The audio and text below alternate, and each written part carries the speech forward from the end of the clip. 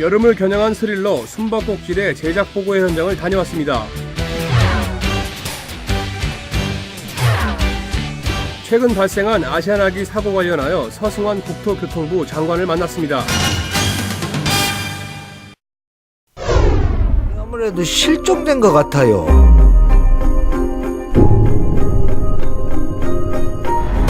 415 남자 1명, 여자 1명, 아이 2명. 317호 남자 1명, 그리고 집에서 나가!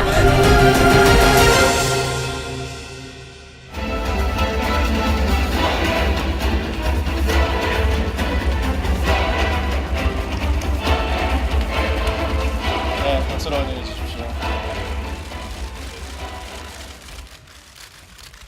제가 좀 그 괴담이나 아니면 그 이야기들, 떠도는 이야기들을 이렇게 좀 관심 있게 보는 편인데, 사람들이 이제 무서워하는 지점이 그 예전에는 이제 무섭다기보다 약간 불안해하는 지점들이 뭐 귀신이나 유령 뭐 그런 약간 초현실적인 지점들이 있었다면은, 최근 들어서는 되게 약간 현실적인 부분들에 대한 어떤 불안감 같은 게 있더라고요. 특히 자기 집에 누군가가 이렇게 침입할 것 같다라는 거에 대한 불안감들이 어떤 떠도는 이야기나 기사들 같은 데서 되게 많이 엿보일 수 있었는데, 그게 요즘 살고 있는 사람들의 무언가를 이렇게 건드리는 지점이 있다라는 생각이 들었고, 그런 거를 좀 표현하는 영화를 만들고 싶다는 생각이 들었습니다.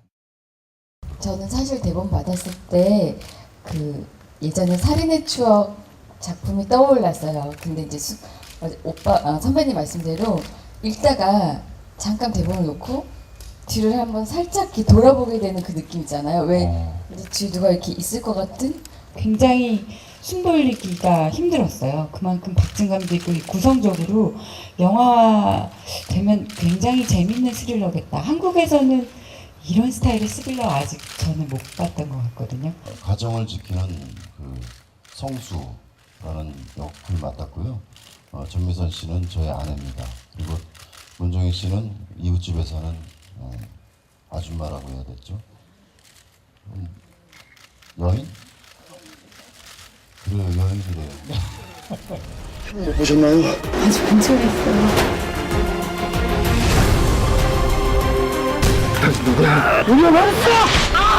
이 영화는 집중할 수밖에 없습니다. 뭐 처음부터 끝까지 그 촬영 첫 순간부터 마지막까지 그 긴장을 놓칠 수가 없었어요. 긴장을 놓쳐서는 안 되는 영화였기 때문에.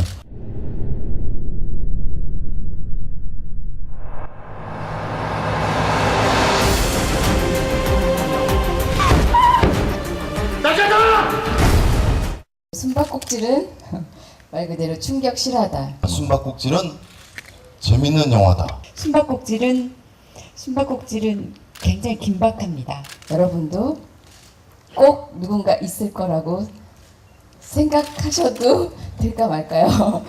절대 아무한테나 문 열어주지 마십시오.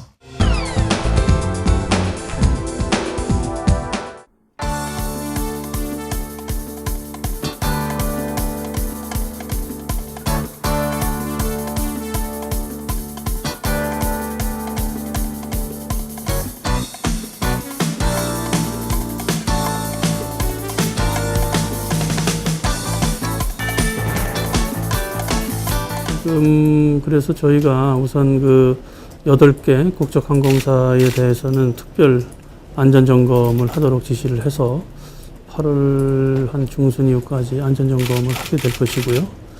그 다음에 이제 그 점검이 끝나면 그 점검 결과 뭐 이런 것들을 참고로 해서 저희가 종합적인 항공안전대책을 차제에 한번 수립을 할까 이렇게 생각하고 있습니다. 그래서 종합적이라고 하는 것은 뭐 항공과 관련된 뭐 재반 여러 상황들, 이게 뭐 항공기일 수도 있고, 뭐 조종사일 수도 있고, 뭐 기타 운영 체계일 수도 있고, 뭐 하는 것 전체적으로 한번 들여다봐서, 사실 우리나라가 그 항공 안전 관련해서는 사실 세계에서 가장 우수한 수준이었던 게 틀림이 없기 때문에 그런 부분들을 앞으로도 계속 유지하기 위해서 차제에 하여튼 종합적으로 한번 들여다볼 생각으로 있습니다.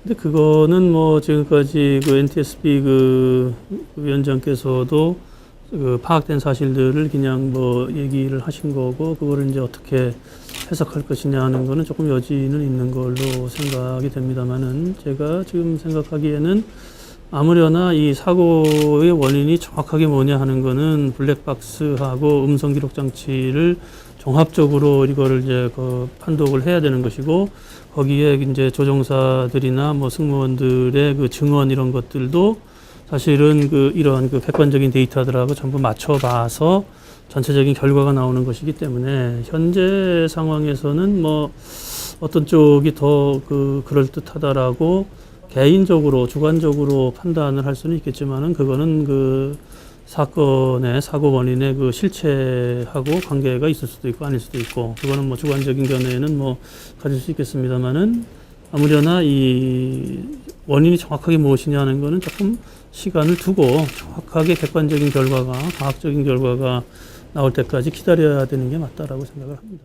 사고 관련해서 말씀드리면은 저희가 일단 사고는 나지 않는 게 제일 중요하지만은 이게 만약에 사고가 발생했다 그러면은 그거를 초기에 잘 그 대응을 해서 피해를 최소화하는 것도 이제 중요한 그런 상황이고요. 그래서 저희가 이제 그 철도, 그다음에 항공, 뭐 SOC 관련해서 우리 부에 갖고 있는 그 매뉴얼을 전부 보니까 2,577개랍니다.